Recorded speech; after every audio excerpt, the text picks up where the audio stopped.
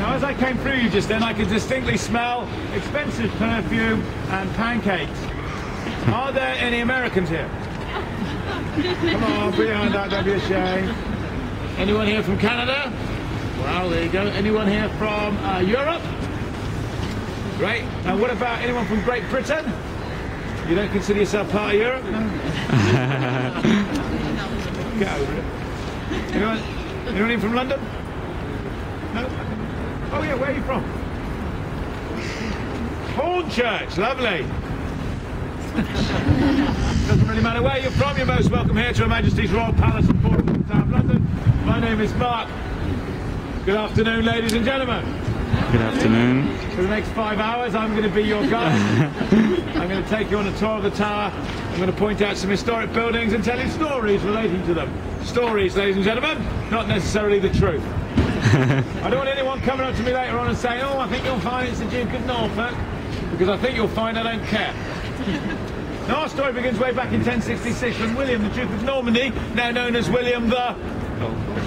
defeated the Anglo-Saxon King Harold at the Battle of... Yeah, not quite so many of you joined in on that one. Someone very proudly shouted Waterloo yesterday. A bit embarrassing. Anyone here from France? Anyone from France? Good. William was crowned King William I on Christmas Day of that year, but he had to continue to fight his Saxon subjects as they did not take kindly to Norman domination. And William was looking for somewhere to build a citadel to impress and dominate the citizens of London, and he chose a site just inside the eastern city walls where once a Roman fort had stood. And in 1078 he authorised the building of his first royal palace and fortress in England. Today we refer to it as the White Tower. It's behind those buildings, but don't bother looking because it's behind those buildings. Over the next 200 years, successive monarchs continued to add to the tower's defences.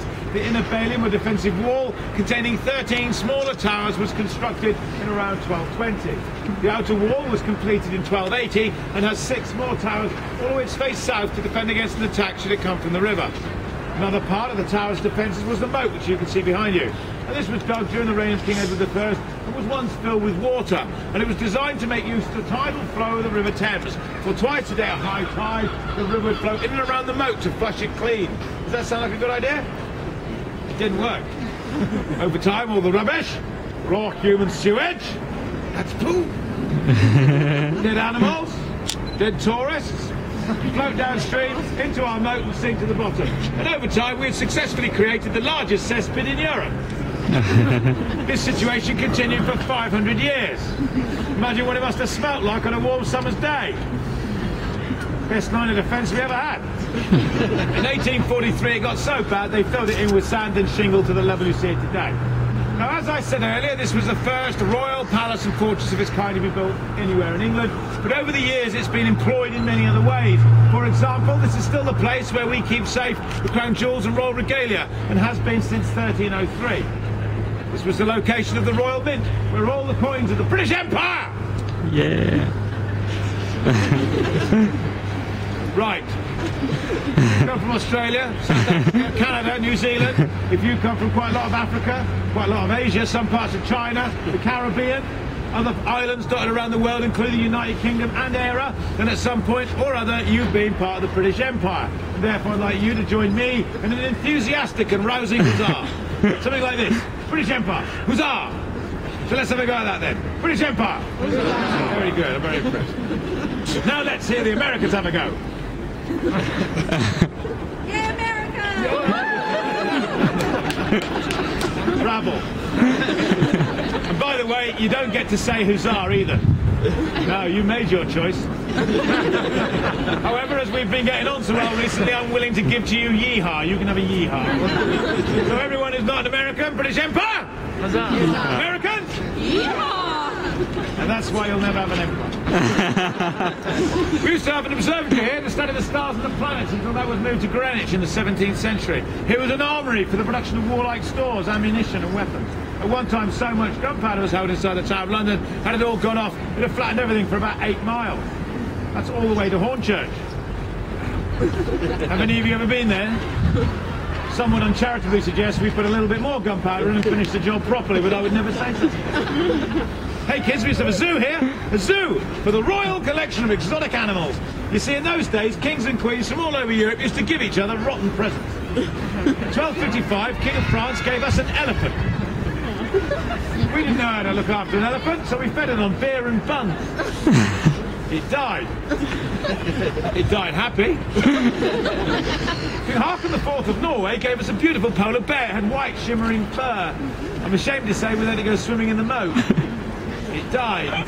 Cholera. Everyone agreed we were rubbish at looking after animals, and in 1835 they were taken over to Regent's Park and founded the now well-famous London Zoo. Last, but by no means least, this must rank as one of the most important and famous prison complexes in history, and there's the bars to prove it. A most famous prison. Anyone here from Australia? Come on! Anyone here from Australia? Well, welcome home anyway. This is a place of murder, a place of torture, a place of executions. Now, talking of executions, please turn around and look up to the top of the hill. But there you can see a large, prominent grey building with ornate naked statues. That building has absolutely nothing whatsoever to do with the Tower of London. But it does serve as a useful landmark, so let me tell you about a place below and to the right, roughly where that black and white mausoleum is. That's a place of great significance, for that's the old execution site. Many people died up there between the 14th and 18th century. In fact, 75 men of noble birth were to lose their heads up there by means of block and axe. Now just for a moment, let's pause and imagine the scene up there on a day of an execution. Thousands of unwashed, stinky peasants from Hornchurch were gathered up there for a day of fun and festivity. Fun. They'd have brought the kids, they'd have brought the picnic basket, they'd be watching the jugglers, the fire eaters, the dancing bears, the men on stilts. Everyone was having a super time. Except for one. The condemned man would have been led out of one of these buildings. He'd be dragged along here in his finest clothes. He'd be pushed up the hill to booing and jeering crowds of people pelting with fruit and vegetables. When he gets to the top, he's got to climb the big wooden steps. At the top of those wooden steps, he's met by a giant of a man dressed all in black leather. Calm down, madam. It's not what you think. He'd deliver a fine speech, he'd say his prayers and place himself down with his neck resting on a block of oak. He'd give a word or a signal. The executioner would pick up the heavy, clumsy axe and bring it crashing down through that poor, unfortunate soul's neck. There'd be an ooh from the crowd. There'd be a gush of blood. The executioner would bend down, pick up that severed and still bleeding head by the hair, hold it aloft for all to see, flap of skin resting against his elbow, blood trickling down, organic dangly bits hanging out the middle. He'd say, "Behold, the head of a traitor, so die all traitors, God save the king," and the crowd would go wild and cheer. And the crowd would go wild and cheer!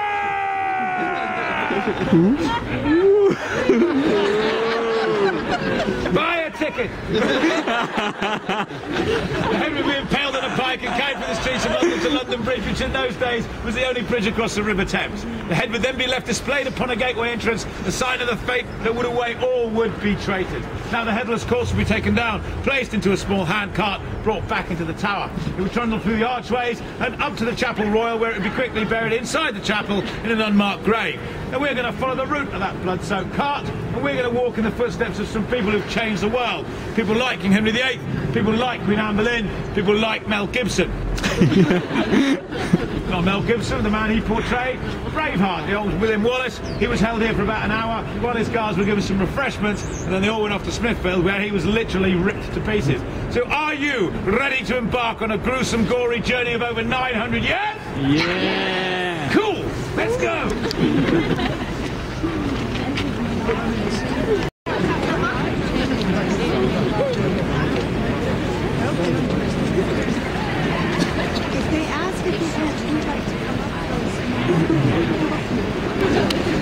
Right, we're now standing in the outer wall of the Tower of London, that's to say between the inner and outer bailey or defensive wall. The inner wall behind me is 50 feet high, the outer one behind you is 28 feet thick. To your left is Mint Street, so called because that was where all those coins of the British Empire were designed and produced right up until 1810. Now the buildings that house that factory are known as the casemates, and they now serve as accommodation for some of my Yeoman Warder colleagues and their families. So hands up those of you who knew that beefeaters like me actually lived inside the Tower of London. Hardly anyone. How many of you didn't know that? And how many of you couldn't care less where we live? You can see a second floor of windows there, and behind those windows was a study to Sir Isaac Newton. Now, he was the master of the mincer in the 17th century, and he was a very clever man. He came up with the idea of milling the outside of coins to stop people clipping bits off them and making their own. That's really clever, isn't it? He also invented gravity, a very fine British invention, right here. Before that, we just used to float about a lot. Behind you is a tall, narrower archway than the one through which we passed. It's called the Sallyport, or Royal Entrance, and beyond which is a small drawbridge leading to the Queen's Stairs and directly accessing the River Thames. Rather than negotiate the dark, dirty and dangerous streets of London, royalty and nobility would travel along down the river on their impressive barges. They'd tie up alongside those stairs, they'd gain entry through those gates, which are original and date back more than 700 years. And it was at those very gates that King Henry VIII so lovingly greeted his second wife, Queen Anne Boleyn, on the eve of their wedding. And we're going to reenact that scene right now. Just for clarity, I'll be the king. She was over an hour late. Does not pay to keep the king waiting. However, on looking upon her beautiful blue bowling eyes, his heart melted, and he went down on one. He got down on his. He stood up. He took her hand, her massive hand in his, and a nightclub stamp still on it. Tiger tight. Looked into those eyes, and he said, "I promise to love you for the rest of your life."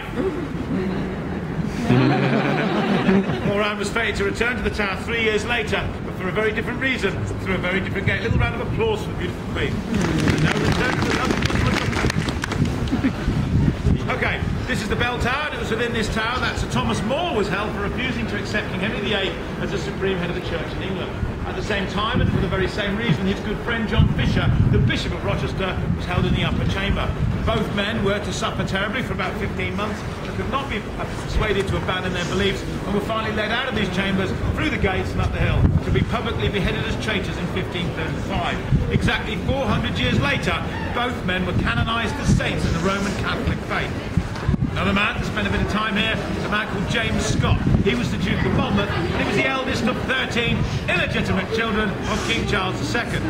After the death of his father in 1685, this very handsome and popular young man was persuaded to abandon his cause, and he got into England through the Lyme Regis and marched through, gathering popular support in what is known as the Pitchfork or Protestant Rebellion. That rebellion was crushed on the 6th of July 1685, and James Scott evaded capture by fleeing the battlefield. He hid in towns and villages for a few days, but he was quickly caught and brought here to the tower. There was no need for a trial, as he'd been condemned to death in his absence, and 3 days later he was led out of these chambers, through the gates and up the hill. But this time, instead of being pelted with fruit and vegetables like everybody else, all the ladies came, and they threw flowers in his path as he walked up in silence. That's how handsome and popular he was. Looked a bit like me. An inflatable version of William Shatner. When he got to the top, he was met by the executioner, a man called Jack Ketch. I call him an executioner. He was actually a part-time executioner, he was a part-time butcher, and he was a full-time drinker. This was to be the most botched, bloody and brutal execution in English history. For Jack Ketch was not only drunk this day, he even managed to bring the wrong type of axe to the execution. It wasn't balanced, so it couldn't be very accurate, and he certainly wasn't very sharp. He famously took 5 strokes of the axe. Now the first one landed squarely in the left shoulder blade. The second took the very top of his head off. James Scott managed to get to his feet and said, "For God's sake, man, finish the job." He went back down, and the third one hit him in the right shoulder blade. The fourth in the lower lumbar, the fifth skewed in Ketch's hand and slapped James Scott across the back of the head, thankfully knocking him out. A further 3 strokes were required before it was obvious that Scott was dead, and even then the head remained stubbornly attached to the body. So Ketch improvised. He went down on one knee, pulled out his butcher's knife, and to the stunned silence of those looking on, proceeded to saw through the remaining stubborn sinew, tendons, gristle, veins, artery, skin, bone. Sweet dreams, kid. Now, strangely, the head and the body were returned to the tower and sewn back together. We don't know why. Now, that's enough of that horrible story. It's time to be heading to Traitor's Gate. Come on. Yeah. Okay, here we are, Traitor's Gate, probably the most famous, or should I say infamous, gate in the world. This was built during the reign of King Edward I as he required a safer and more useful entrance into the tower. Rather than try and go for those narrow, crowded, twisted streets where convoys could be attacked, stores stolen and prisoners set free, he decided to use the River Thames as a highway, and he had a hole punched in the outer defensive wall so that at high tide boats could pass through these gates to unload their cargoes in safety. Therefore this was originally known as the Watergate. Americans. We had it here first. And the king realised he'd weakened the defences of his premier fortress, and he commanded that a tower be built above the gate to defend it. And this is named in honour of a former constable of the Tower, London, Thomas of Becket. He was the Archbishop of Canterbury, who was murdered on the steps of Canterbury Cathedral in 1170 on the orders of Edward's great-grandfather, King Henry II. So if, as I've said, this was called the Watergate, how then did it become known as Traitor's Gate? Well, that was due to the large numbers of alleged traitors to pass through those grim gates during the Tudor period. Among them, no less than 4 Queens of England. Queen Anne Boleyn, Queen Catherine Howard, Lady Jane Grey, the uncrowned Queen of 9 Days, and a young Princess Elizabeth Tudor. She was brought here on a conspiracy charge against her own sister Mary, later released, and of course 4 years after that she became Elizabeth I. High dignitaries of the church were no exception. Archbishop Cranmer, Bishops Latimer and Ridley were brought to the Tower during the reign of Bloody Mary. Now you know this story, kids, you know this story. You just don't know you know this story. You see, in those days of religious persecutions, parents couldn't always tell the children what was really going on, so they used to wrap it up in tales of allegory, and it would be known as a nursery rhyme, and this is one of them. 3 blind mice. 3 blind mice, those 3 chaplains blinded by their faith. See how they run. See how they run around London trying to drum up support for Lady Jane Grey. They all chased after the farmer's wife. Mary was known as the farmer's wife because she married the King of Spain, Philip, who was known as the farmer king. They cut off their tails with a carving knife. No, she didn't. She sent them to Oxford where they were burnt at the stake for heresy, but that doesn't rhyme. On the morning of the execution, a number of very nice friends visited Bishop Nicholas Ridley, and each of them brought in a very special present. What sort of thing would you bring to someone who was about to be burnt at the stake? Any ideas? Did you say marshmallows? That's They all brought gunpowder. They all brought gunpowder. The idea was that they would tie it into little sachets around his neck. The first spark that touched him would blow his head clean off, and that would be the end of him. Far preferable to die quickly like that than slowly on a fire. Would you not agree? Good idea? It didn't work. It blew half his face off. He spent 45 minutes writhing in agony as his good friend Hugh Latimer on the same fire died within 15 minutes. His other great friend, Thomas Cranmer, was forced to watch from a watchtower, and looking down, seeing his 2 best mates dying like that, he thought to himself, you know what, being a Protestant isn't as much fun as I thought it was going to be. I think I'd like to be a Roman Catholic again. So he signed a recantation thinking he would save his life. He was wrong. Mary had him burnt at the stake 2 years later, and as those flames flicked up around him, he forced the hand that had signed that recantation into those flames so it burnt first. That's how offended he was by his own hand. And that's the story of the Oxford martyrs.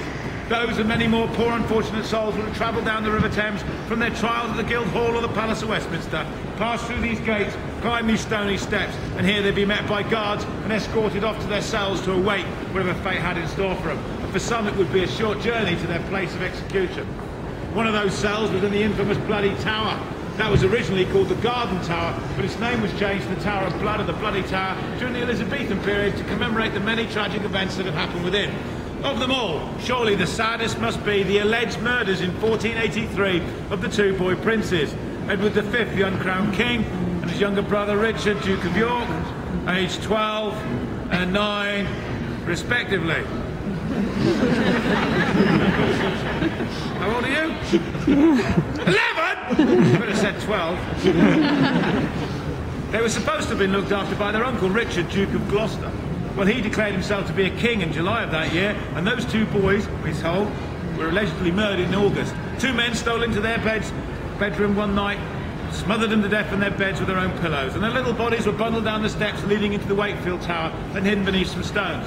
The next day we're told that a secret police took them away and put them into the White Tower. That's where they remained undisturbed for 191 years, till workmen carrying out some restoration work found an old chest. They got all excited, you see. They thought they'd found some long-lost treasure. So imagine how they felt as they swept away the dusty cobwebs. Smashed open the old padlock. Yay! Imagine their disgust when they lifted the lid and found the skeletal remains of 2 small boys. Now, experts of the day declared them to be indeed the missing princes. They were taken to Westminster Abbey and reinterred in Innocents Corner, where they remain to this day. Another man to spend a bit of time up there was Sir Walter Raleigh, and occasionally we see his ghost. So Walter Raleigh spent 13.5 years up there, on and off. 13.5 long years. Every single day that he was up there, they made his life an absolute misery. They locked him in a room with his wife and kids. 13.5 years. Eventually he was executed on the orders of James I, primarily for sacking a Spanish colony whilst looking for El Dorado, a fabled city of gold up the Orinoco River. And when they cut his head off, his wife managed to get it back, and she put it in a red velvet bag and carried it wherever she went for the next 25 years. Every now and again she'd bring it out, put it on a pillow and talk to it. So you are surrounded by an awful lot of gory, gruesome history, ladies and gentlemen. And if you're from the British Empire, all this history is yours. And if you're an American, it could have been yours if only you paid your tax. You're paying now. What do you want representation for anyway?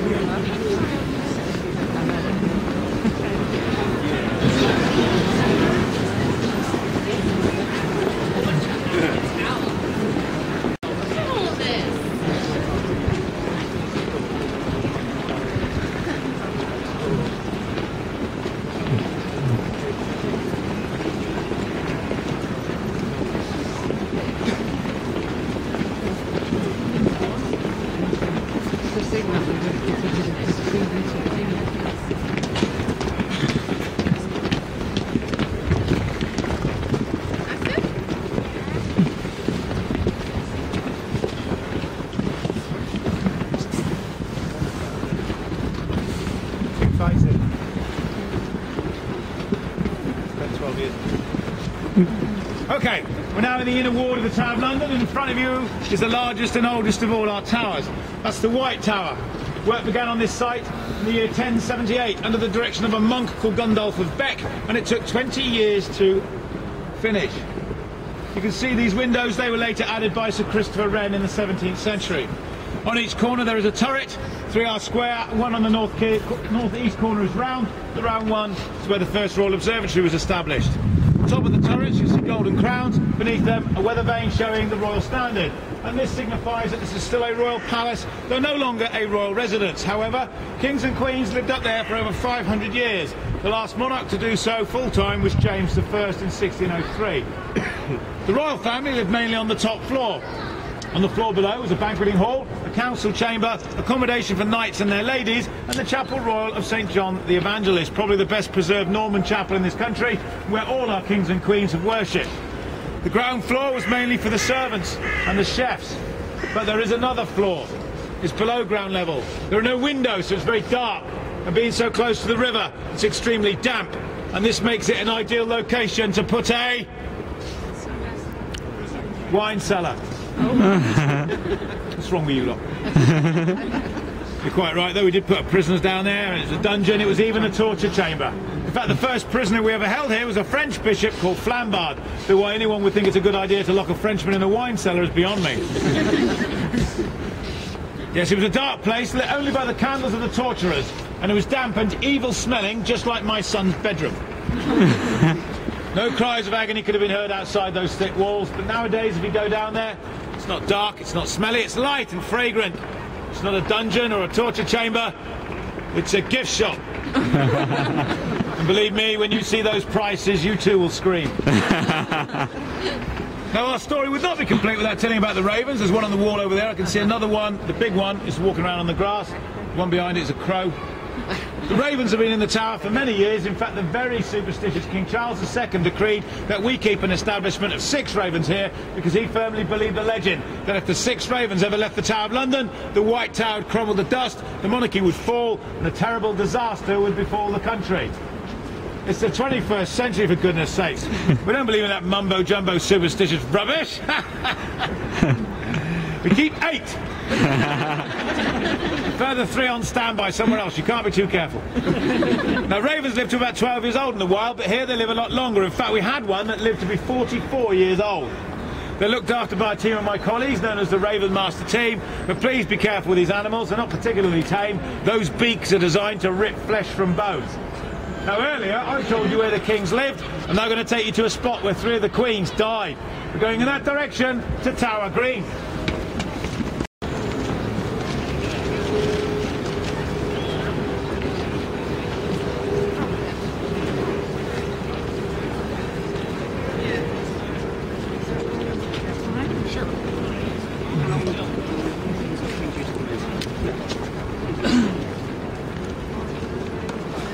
Well, here we are, Tower Green, the village green of the Tower of London.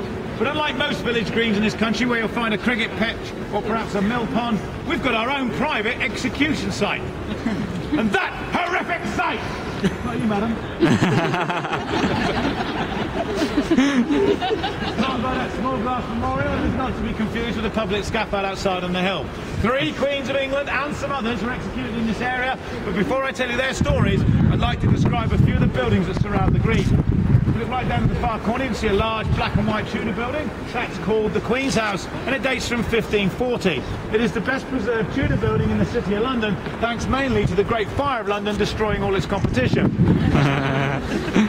That is now the home of the Constable of the Tower of London, and being the home of such a high-ranking official, it has sometimes been used to accommodate some very important prisoners. Prior to her execution in 1542, Queen Catherine Howard spent time in there. And a man called William Penn spent 8 months on the top floor for his offensive and controversial writings. He was only released on the condition that he left the country, which he did. He crossed the Atlantic and he founded the Quaker colonies of Pennsylvania and Philadelphia. Anyone from that neck of the woods? Are you? Oh, you must be very proud.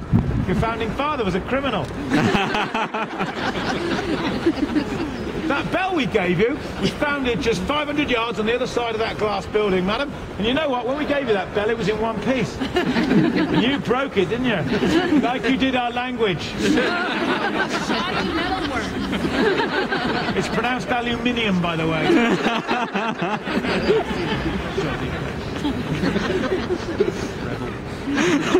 That's the Beauchamp Tower. In there are 91 inscriptions carved into the walls by the prisoners. Some of those carvings are over 500 years old. On this side we see the Chapel Royal. We'll be going in there very shortly. Finally, behind you is a very large building with the golden clock faces. Beneath the clock faces is an archway. When you go in there, you'll be going in to see the crown jewels and royal regalia. Finest collection of over 20,780 rare diamonds, rubies, sapphires, emeralds, pearls, topaz, jade and amethyst. There's 11.5 tons of gold in there. And when you go in there, ladies, you're going to be looking at one of the most fabulous diamonds in the world, the Cullinan 1. 530.2 carats of pure white, high-grade diamond. 530.2 carats. It's in the sceptre. And when you look at that fabulous diamond scintillating away there in that sceptre, ladies, your legs are going to go weak. Your lips will start to tremble. Perhaps even a tear will form in your eye. Can I give you some advice, though? Please, under no circumstances, don't bring up your engagement ring and start comparing the two. All that's going to do is confirm that nagging doubt that's been burning away in the back of your head all this time, that in fact you probably married a loser. Like my wife did. Let's return our attention to this very tragic site here, the scaffold site, where these 3 queens, amongst others, died. The first victim in 1536, probably the most famous, Queen Anne Boleyn. She had been tried and found guilty of adultery and incest, but I think she was only guilty of one thing. She was guilty of not providing the king with a son and heir. Now, she's 35 years old and she's having miscarriages, so it's very unlikely she ever will.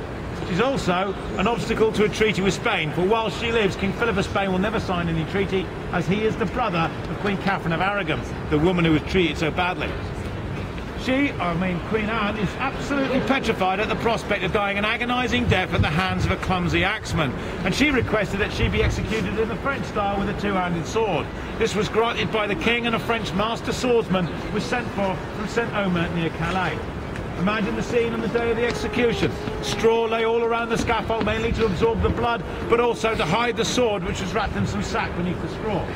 The Queen was on her knees with her head bowed in prayer, and the executioner stood directly behind her.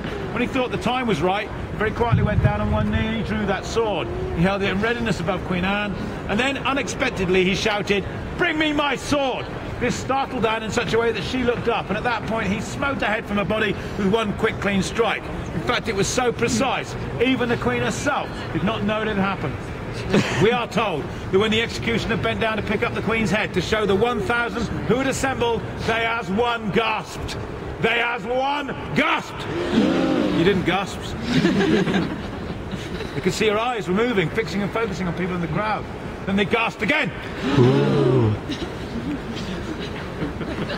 They could see her lips were muttering away in silent prayer. Now the head and the body were placed together in an elm box, taken into the chapel and buried beneath the altar. I will show you that spot towards the end of our tour. 5 years passed. The next victim was to be King Henry VIII's own auntie, Margaret Pole. She had done absolutely nothing wrong.